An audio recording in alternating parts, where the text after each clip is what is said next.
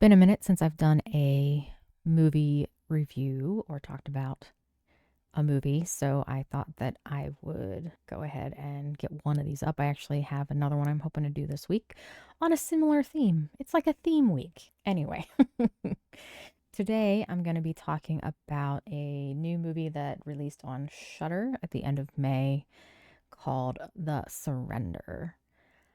And it is a supernatural psychological horror movie, also a thriller. It is from this year. It is an hour and 36 minutes long. Like many movies on Shudder, it is not rated, but I will tell you that it does contain some non-sexual nudity. It has some violence and gore, and also some, I'm going to file it under sensitive subject matter because it does deal with death and grief.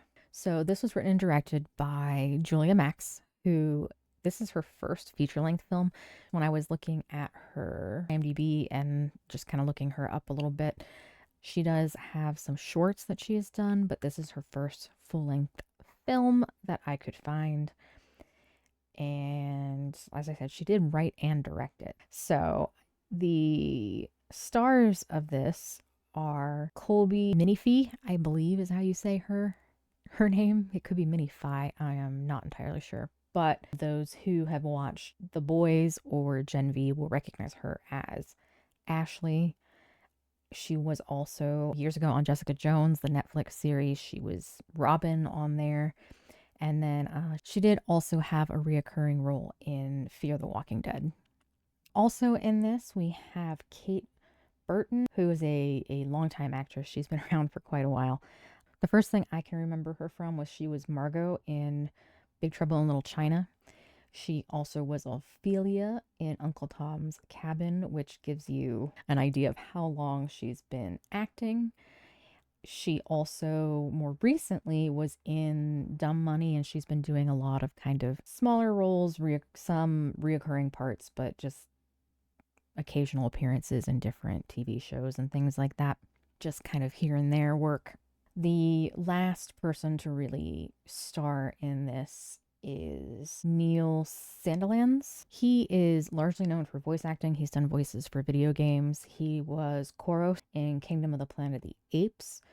And he was also on the CW version of The Flash. He was the Thinker. And he was in Netflix Sweet Tooth as General Abbott. So those are the three main characters that we have here. And so the basic setup for this is we have Colby and Kate are a mother and daughter, and the husband slash father is dying. This is not a sudden death. He has terminal cancer, and so they are his caregivers. This isn't something that happens just kind of out of nowhere. It's something that they are quote unquote planning on, and that is kind of where our story opens. So this is another film in a long list where we have a lot of things like real world emotions and happenings translated into a horror type setting. And also we have someone wanting to bring back a deceased loved one, which never goes well. I don't know why they keep doing this in movies, but yet, they do. I will say, though, it is a little bit different in the way that it deals with things. Getting into really the pros of this movie, the first 2/3 of this film are very good. I was very entertained. I was very involved in what was going on. I think that there was a lot of more drama, probably, than horror in the first 2/3 or so, because it deals with this mother and daughter. And right before the dad's death, through him dying, and how they individually deal with it, how they individually cope, and how they deal with each other as well. There's a lot of tension between the mother and daughter, and it's not just related to what is going on with the patriarch of the family.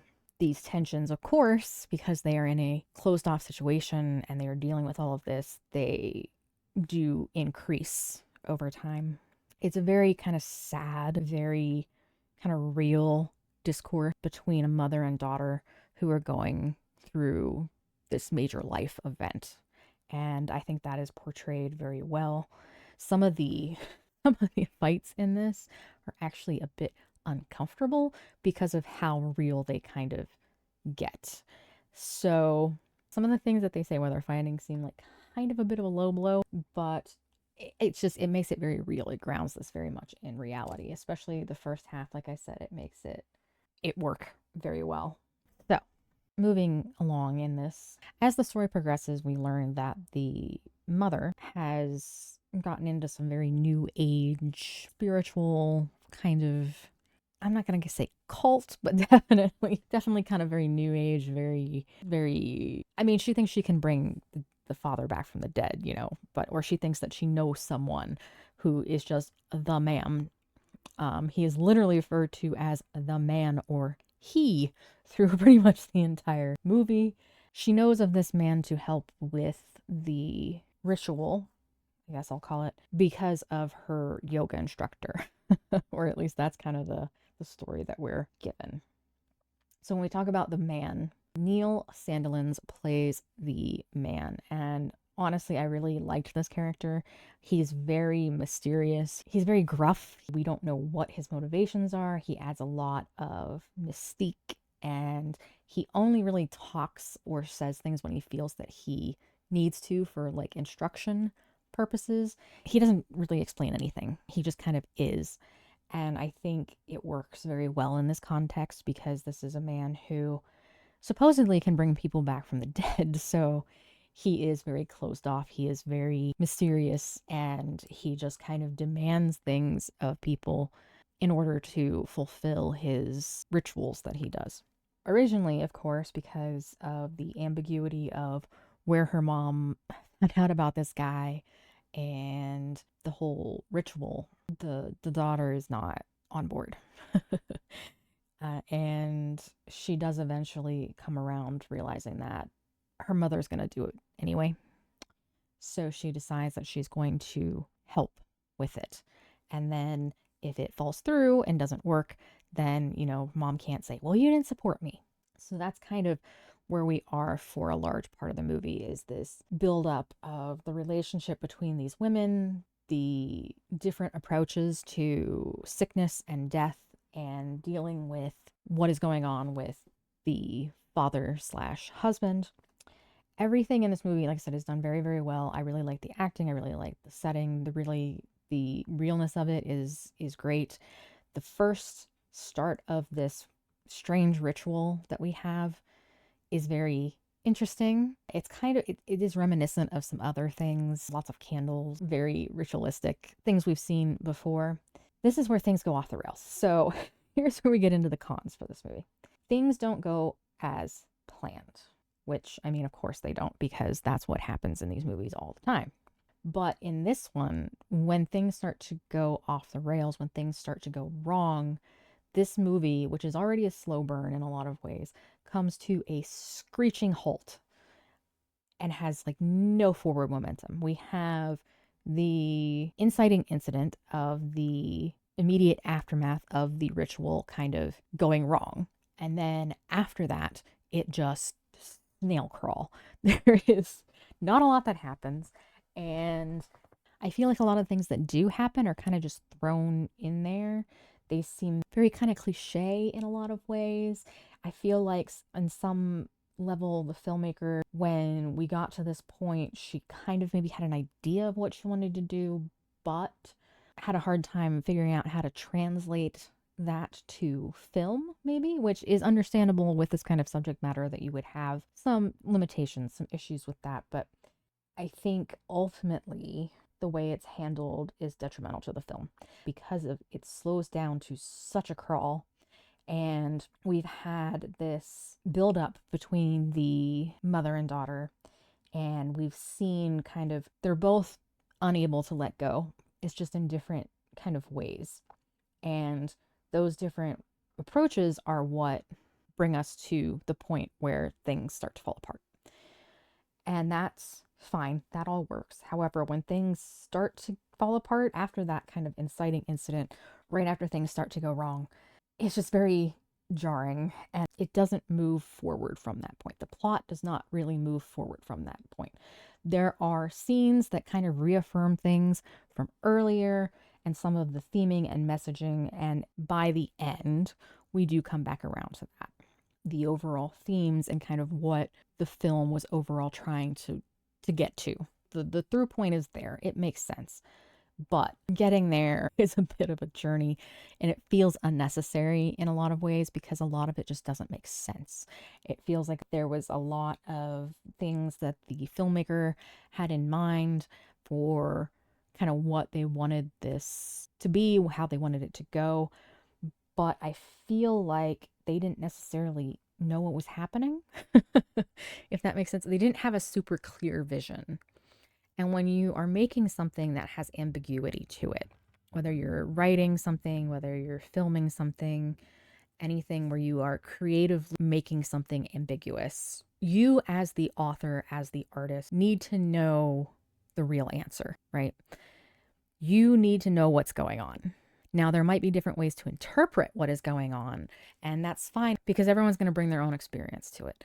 So you don't have to confirm or deny what the actual occurrences are, but you have to know what they are. In your own mind, you have to have it set. You cannot have ambiguity in your own conception of things if it's going to work. And that was something that, I mean, it's true for, like I said, any kind of media, any kind of storytelling, anything like this. You have to have a concrete idea of what you are trying to say, what you're trying to portray. And I don't feel like that's there.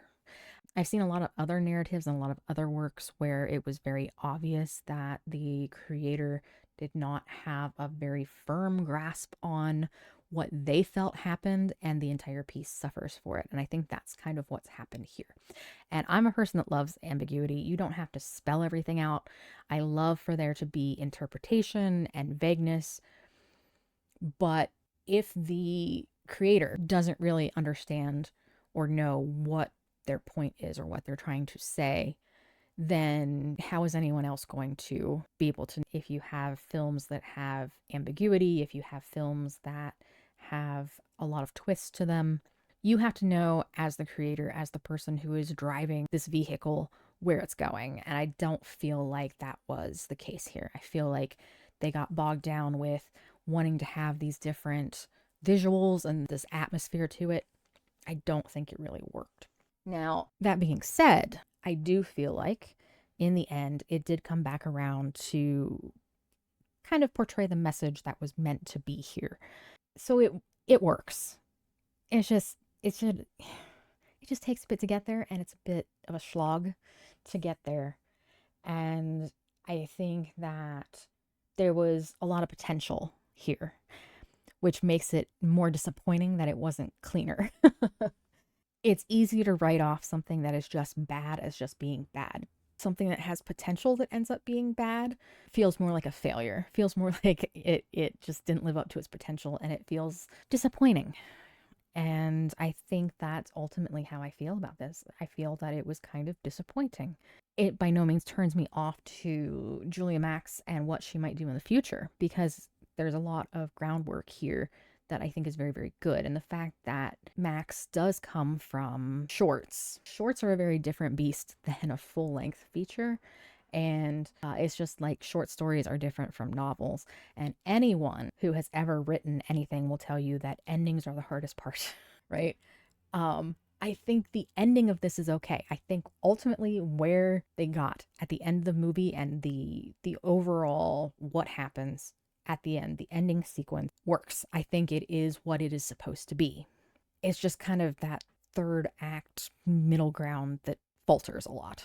And so, in the future, I'm willing to give this filmmaker a chance. I think that with more polish and working a bit more with some feature-length things, I think that there's a lot of potential here. I will say, as a kind of side note, maybe kind of my final thought is I also feel, because of the way it goes about presenting the thoughts and the ideologies behind it, I think everyone's mileage may vary a bit on whether they feel the ending works. This kind of subject matter is going to always have people bringing their own thought processes, their own belief systems to it. And because of the way this is done and the ambiguity that is involved and the way it ends, I think that a lot of people are going to take different things from it. That's not a bad thing. I'm not trying to say that that's a bad thing at all. It's just, this is not a movie that everyone's going to agree on if it's good or not, because to them, the message may be vastly different. And that's okay. You know, not everything is made for everyone. It's just a shame, kind of disappointing that this wasn't a little bit cleaner, because I think that there was a lot here. You had some very solid performances from the actors, and you had, at least for most of it, a pretty solid script. The overall atmosphere, the cinematography, everything works. I think that maybe just a little bit more time in the editing room, or just a little bit of tightening up in the final act would have done a world of difference for this. And I cannot fault someone for not liking this movie, because, like I said, your mileage of the ending will vary depending on how you view things and how you view the message of the movie. So, overall thoughts are that it is a disappointing film because of the potential it has. It just doesn't live up to it. But I will say this, every single time I would rather watch a film that does not live up to its potential than one that is just awful. So I do not regret it, watching it at all. But like I said, I cannot necessarily recommend it, because I just don't know if it's something that a lot of people will like, because I don't know that everyone will respond well to it. So that's going to be it for this one. Thank you for tuning in and listening to me ramble about this for a bit. And I hope that you guys will join me in the next one. Thanks.